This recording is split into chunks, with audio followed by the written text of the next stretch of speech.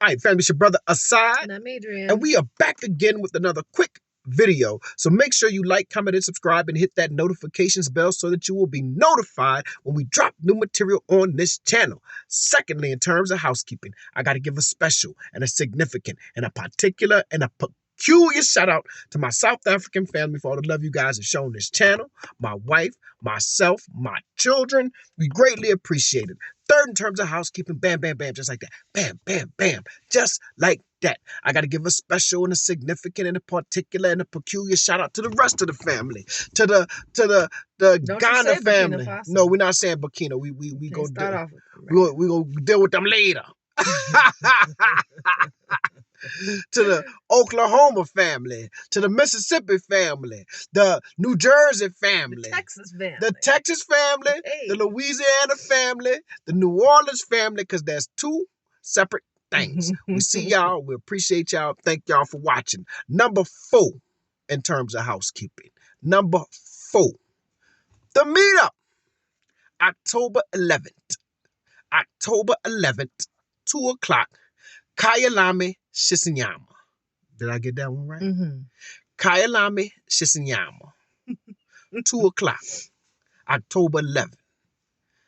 And we gonna laugh loud, talk loud, eat, drink, and be merry. And do something radically simple and revolutionary. Radically simple and revolutionary. Well, why is it radically simple? Because it's easy to get with family, friends, and new friends and laugh loud and talk loud and eat, drink, and be merry. But it becomes revolutionary when you are intentional about where you spend your money. And we gonna put rands and black hands. Rands and black hands, October 11th. 2 o'clock, Kyalami, Shisinyama. There we go. So let's talk about this rands and black hands. So what have we been up to around the house? A lot. We've been getting a lot of work done around the house. And what we have discovered, this is what we've discovered in a particular instance, that labor is being exploited. That's why Marx discussed they fighting. We out here, the dogs fighting. You know, people walking their dogs. And yeah, I don't know if y'all can hear that. Well, one double back. Yeah, he bought it. It's always the small dogs that really think. Little bitty dog, he this big, trying to, you can't, go sit down. If you let him off the leash, he probably won't do anything. Yeah, he full of it. He full of that. That's like how people do when security come in the club. And you fight in the club, they get more bucked up. They get more energetic when security come. Man, you just got whipped over here. I whipped all the teeth out your mouth, and now you over here acting like you Superman because security around. But anyway, so we've had people working on the house. Like, okay, we will refer the company to do some work. I'm not going to say because I don't know who will watch this video, and I don't want people to get in trouble. Well, we had somebody who referred a company to us, right, to do some work on the floors. So the guys come, like the guy who owns the company, he came, he did the estimate or whatever have you, said how much he was going to charge. But the workers, they black South Africans, right? So the white guy owned the company, the workers black South Africans, right? They come, they here all week doing the work. The owner of the company doesn't show up until it's time to collect payment, right? And go ahead.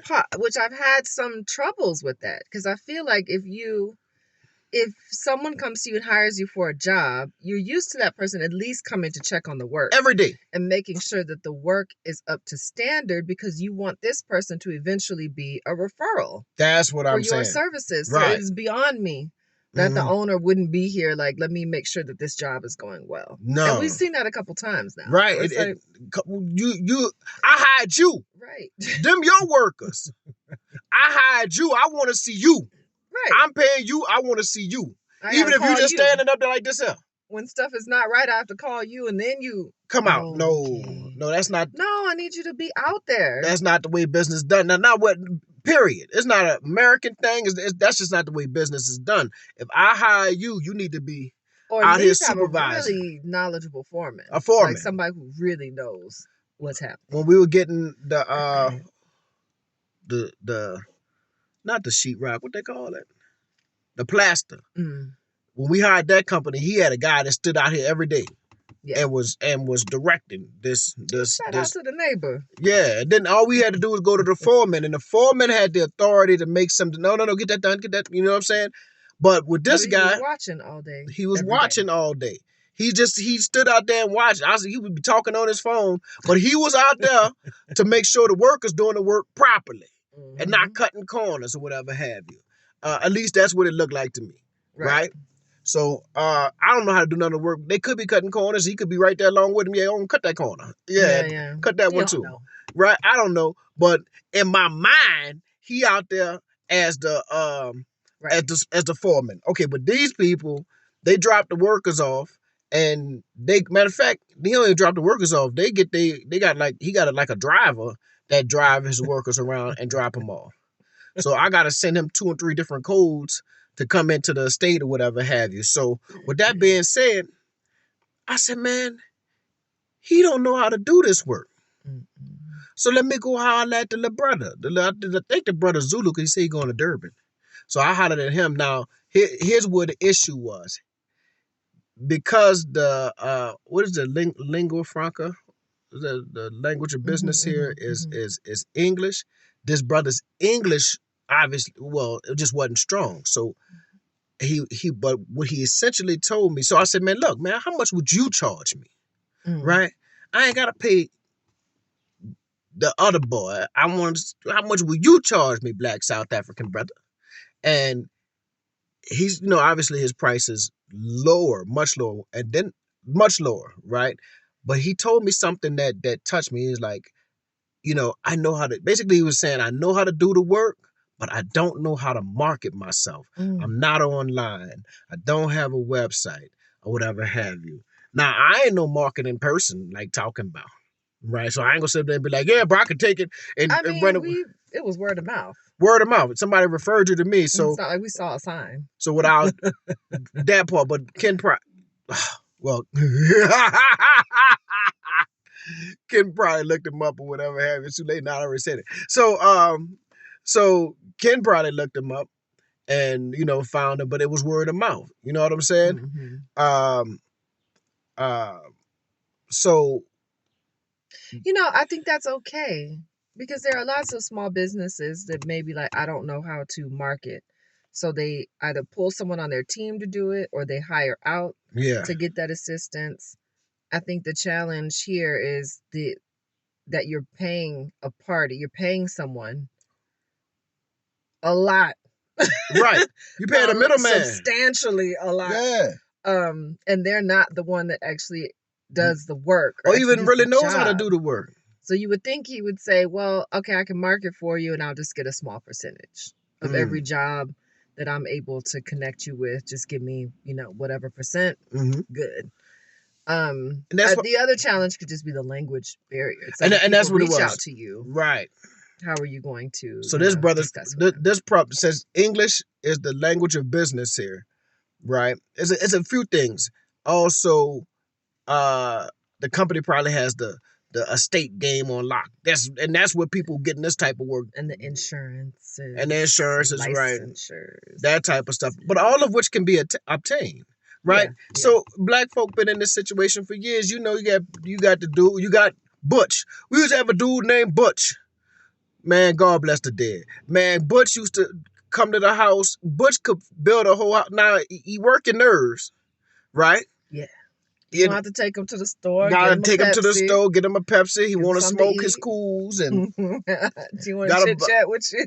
but, okay, let me give you an example. We went, this is in New Orleans. We had the guest bathroom. I went to turn the shower on in the guest bathroom. Now, liquor water came out of there. Right? So I called up Butch. Now, Butch had to go into the wall, which was behind the shower, which was in the guest room. Had to go into the wall, cut into the wall, take out the pipe, saw the pipe, whatever, saw half of it off, and then saw a new piece of pipe, whatever he had to do.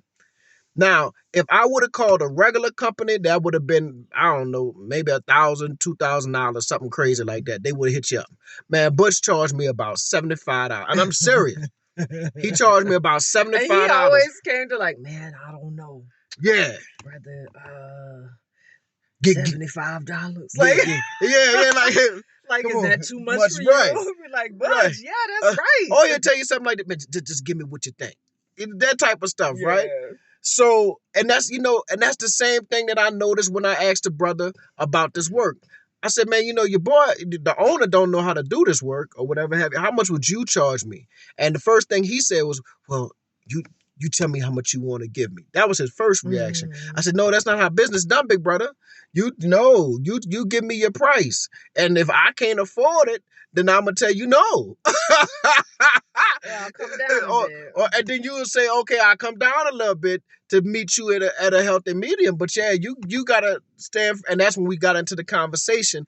And I ain't going to say it was the most productive because his English is really limited. Like, so it was, but he was able to tell me he's not able to market himself, but that he knows how to do all of this work. And then when I told him how much I had to pay the white boy, I mean, I was trying not to say it like that, but how much I had to pay the owner, right? He just turned and just shook his, he said, oh, yeah. Yeah, because he's not seeing 1/10 of that. You know what I'm saying? Or yeah, none of that, right? He probably getting paid, I don't know, 800 Rand a month or something like that. Or he might be getting like that day work. That day labor pay. Might be getting like 400 or 500 a day. Yeah, to do this work, right? When the guy is charging us an exorbitant amount of money to do this work. So I think that's the thing. I think we're going capitalism, and that's why I'm a Marxist. It's an insidious system. That's why I'm a Marxist. You can't exploit labor like that. It's hard to win. You know what I'm saying? So yeah. So I think what's next is like I want to help. First of all, we're gonna hire him to do because it was the company did a part of the job. So there's another part that I need to get done, like room by room. We're doing this stuff. So he's gonna come out and do the second part. And it's not like, well, I need to see if he does a good job. We just saw it. He did all the work. Yeah. He was here all for 2 weeks. And we saw his work on a different house. And we saw, right. So that's why we asked who did this. Exactly. We saw him do the work in our house with our 2 eyes. So it's not a question of whether he can do the work or whatever have you. And it's just like, okay, let's try to figure out how we can help this brother out. You know what I'm saying? Like, I think his biggest thing is, like he said, he can't market himself. Number one, because I think like his English is not well, right? And then like, I don't know. Well, there's some. Because you say, well, they got all the language. Zulu is spoken, but you question, well, how many people that are speaking fluent Zulu are living in like Daneford, and I guess I don't know homes with his type of work that he's doing, that they're hiring for him. Exactly, the type of work that he's doing. Yeah, I mean, it's also not. He just maybe not formalized. He's not a formal business either. Right. Just, a tradesman. But I'm telling you, they got people incubators. Like to hire businesses so they can sue. Yeah, that's true. Wrong. But here's what I'm saying: what he needs is it may not be like us.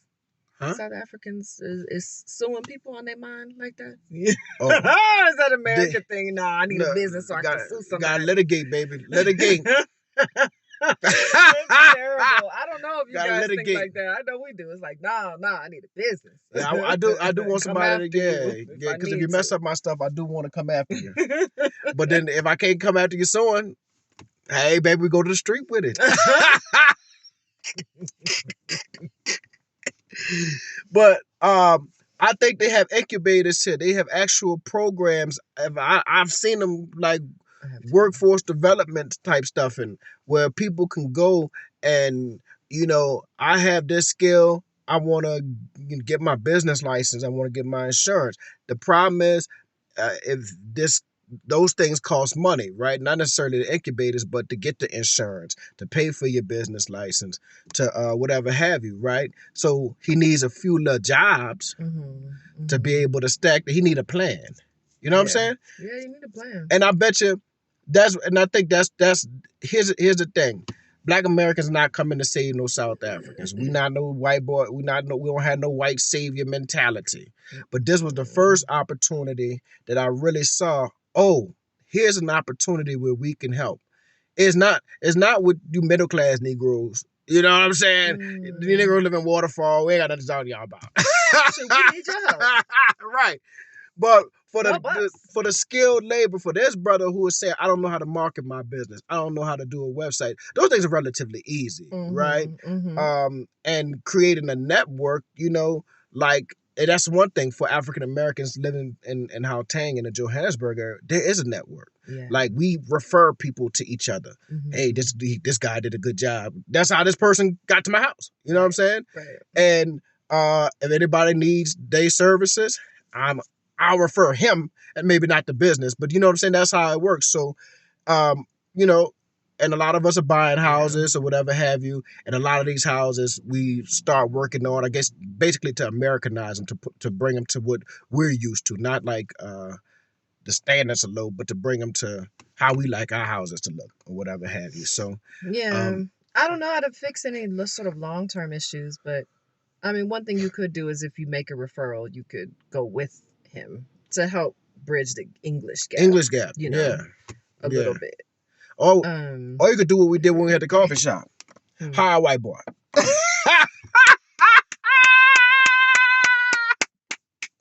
That's what we did. We had a coffee shop in a white neighborhood, and we was like,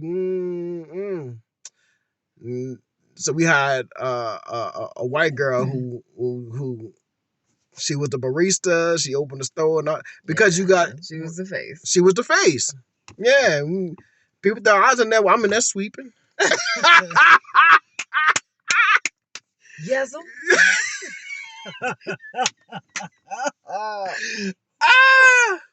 You gotta play the game. Go get this together. I'm being the back. That's sad. That's sad. But look, you gotta play the game raw. When we you gotta play the game raw. Play it how I go. Play it how I go now. You gotta know. When we had an Airbnb, we never put our faces on the Airbnb in the States. Because listen, there's statistics on this. Like, black Airbnb owners get less booked than white Airbnb owners, right? So we didn't put our face on an Airbnb profile. We put a picture of the guest house. And we had 85, 90% occupancy. That was the account picture. Yeah, it was a picture of the place and not a picture of our face. Right. And I know when they showed up, like, I don't know. Yeah, but half the time they didn't see us. After a while, we just said, look, go to the lockbox. We gave them instructions. We didn't see nobody. The app only. And they couldn't tell by the neighborhood whether it was, because we lived in a white neighborhood, right? So it was a pretty mixed in neighborhood, but it was a middle class neighborhood, middle class in New Orleans, which is probably the poverty everywhere else. Right. But yeah, probably poverty everywhere else. But it was middle class in New Orleans. You know what I'm saying? And so they couldn't really tell. Because it gets far worse. When you sell your house, take all your black pictures down. Make sure they don't know who you are, game, so you can get the top dollar. Yeah, appraisers would go in and appraise homes lower if they walked around and they saw stuff that they perceived as black, or if they saw the black person, right? So if you had black pictures on the wall, black art, family pictures, take all that down. Put up pictures of white boys and stuff like that. Old white, put up old white people. You put up old white. Yeah, he's about the heritage. You gotta play the game. How I go, man. So anyway, y'all, October 11th, 2:00, Kailami Shishinyama. We gonna laugh loud, talk loud, eat, drink, and be merry, and do something radically simple and revolutionary. Radically simple and revolutionary. See y'all Saturday.